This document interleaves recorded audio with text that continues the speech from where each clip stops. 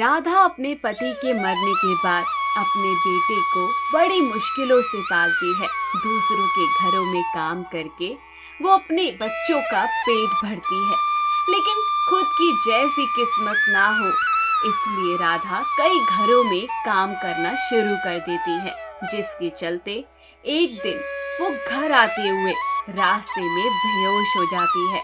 तभी उसकी पड़ोसन विमला उसे घर लाती है और जब राधा को होश आता है तो उससे बोलती है, अरे राधा, क्यों इतनी मेहनत करती है? देख इतना काम करने से कितनी कमजोर हो गई है। अपना नहीं तो अपने बच्चे का तो सोच। तेरे बिना इनका है कौन? इनका ही तो सोच के इतनी मेहनत कर रही हूँ विमला बहन। अच्छे स्कूल जाएगा, अच्छा कॉलेज जाएगा, इसका तो भविष्य अच्छा होगा। लेकिन तेरा क्या? कल को इस बच्चे ने तुझे कामयाब होने के बाद पूछा नहीं तो क्या करेगी? विमला अपने घर की ओर चली जाती है। तभी उसका बेटा राम अपनी माँ के पास खड़ा हो जाता है। लेकिन गुजरते समय के साथ अब राधा का बेटा भी बड़ा होता जा रहा था और अपनी माँ के किए सारे संघर्ष को भूल वो अपनी ही मस्ती में जिंदगी जी रहा था। एक दिन वो आकर अपनी माँ से बोलता है, माँ, हमारे कॉलेज में हमें बाहर घुमाने ले जा रहे हैं, मुझे कुछ पैसे चाहिए। राम, क्या पैसे चाहिए बेटा? मैं कहाँ से लाऊं? इतनी हालत तो नहीं है। पर बेटा तुमको तो अच्छे से पता है ना, मैं तुम्हारे कॉलेज की फीस ही बड़ी मुश्किल से भर पाती हूँ। बेटा तुम्हारे पास कॉलेज से आने के बाद समय बचता है, तुम उसमें कुछ काम कर लो ताकि अपने खर्चों को निकाल सको और पैसे जमा कर सको। वाह वाह, अब माँ आप हमसे काम करवाओगी? इसी दिन के लिए मुझे बड़ा किया था। अरे माँ, आपने तो हमें अपने बुढ़ापे का एटीएम मशीन बनाया हुआ है क्या?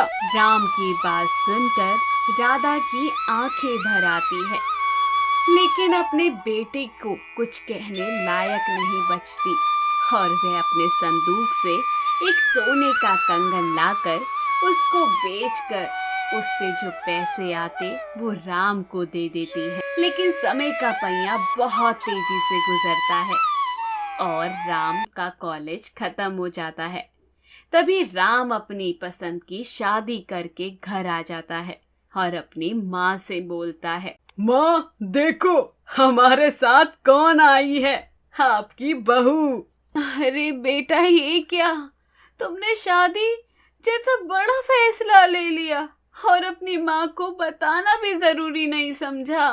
अरे माँ, आप भी ना, अब आपको हर काम में टांग अड़ानी है क्या? शादी करके घर आ गए, पता चल गया ना आपको, अब हटिए सामने से। बहुओं को बाहर रखेंगी क्या? उठो और उनका स्वागत का प्रबंध करो। अपनी माँ को शादी में शामिल करना तो छोड़, शादी के बाद अपनी पत्नियों को माँ की सेवा करने के लिए भी मना कर दिया था। लेकिन राधा ने इस पर भी कोई आपत्ति नहीं जताई। गुजरते समय के साथ साथ राधा की बहू ने उसका जीना हराम करके रखा था। घर के सारे काम करवाते हुए भी एक दिन वो राधा को बीमार होने पर बोलती है, वाह वाह माँ जी, यहाँ आराम फरमाया जा रहा है, मुफ्त की रोटी तोड़ने का बन बना लिया है क्या? उठकर काम कीजिए। हाँ बहू, कर रही हूँ, वो बस थोड़ी तबीयत खराब थी ना, सारे आपके बहाने और कुछ नहीं। राधा की ऐसी हालत देखकर उसकी पड़ोसन विमला अपने मन में बोलती है, बेचारी राधा, जिस बच्चे के लिए उसने इतना किया, आज वो ही बच्चे और बहू से नरक दिखा रहे हैं। राधा समय के साथ बूढ़ी हो गई थी। तभी उसका बेटा सोचता है कि माँ को वृद्धाश्रम छोड़ देते हैं और वह उनको वृद्धाश्रम छोड़कर आ जाता है। समय गुजरता रहता है, तभी वह बाप बन जाता है। लेकिन बेचारी राधा की जिंदगी दुख, गम, पीड़ा में गुजरती है और तभी वो राह देखते देखते अपने बेटे की दुनिया को अलविदा कहकर जा चुकी होती है। तो वही माँ की कदर ना करने वाले बेटे भी अब बड़े हो गए थे। और एक दिन राम का बेटा कमल उससे बोलता है, पापा मुझे जरा पैसे दो, मुझे अपने दोस्तों के साथ पार्टी करनी है, क्लास में फेल होने की। नालायक, तू फेल हो गया? तुझे पता है तेरे ऊपर मैंने कितने पैसे खर्च करे हैं? ट्यूशन की फीस, स्कूल की फीस, किताबों की फीस, इसलिए नहीं तू फेल हो जाए। सुनो पापा, इज्जत से मांग रहा हूँ, पैसे दे दो। मुझे ना आपसे बहस करनी, ना कोई आपसे बात करनी है, ना मुझे कोई दिलचस्पी है। पैसे दो मुझे। मेरे से जुबान चलाएगा? रुक, तुझे बताता हूँ। राम अपने बेटे पर हाथ उठाने को होता है, लेकिन कमल अपने बाप का हाथ पकड़कर झटक देता है और गुस्से से घर से चला जाता है। राम को बहुत बुरा लगता है, लेकिन जैसी करनी वैसी भरनी भी तो पड़ेगी ना। दूसरी तरफ राम की पत्नी बहुत रोती है कि हमने माँ जी के साथ बहुत बुरा किया था, तभी आज हमारा बेटा भी हमारी इज्जत नहीं कर रहा है। अभी ये सब विमला देखती है और मन में सोचती है, सही कहते थे, जो बोओगे वैसा ही पाओगे, जैसी करनी वैसी भरनी। इन्होंने अपनी माँ के साथ भी कितना बुरा किया।